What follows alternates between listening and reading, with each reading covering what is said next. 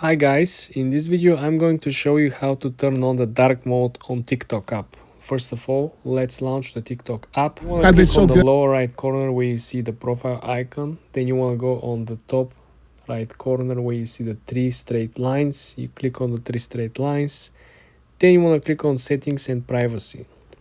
When you're at settings and privacy, you want to scroll down in the section that is named after content and display.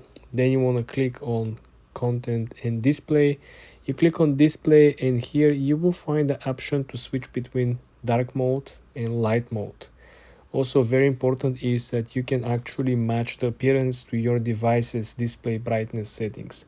This means that if you have your device settings, iPhone or Android device, to be on dark mode, this will simply match the bright mode or dark mode. This will simply match the brightness or darkness, because as we all know, while you are outside, the phone automatically adjusts the lights and makes the display much brighter, so you will be able to read and interact with your phone.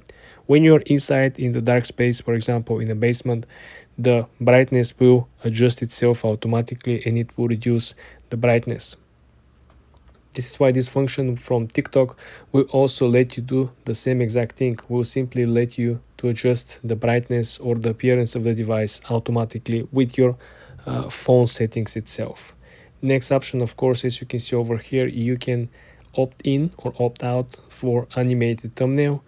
Faster scroll speed is something that you definitely want to consider. This is essentially reducing the lag between one piece of content and another while you're screening.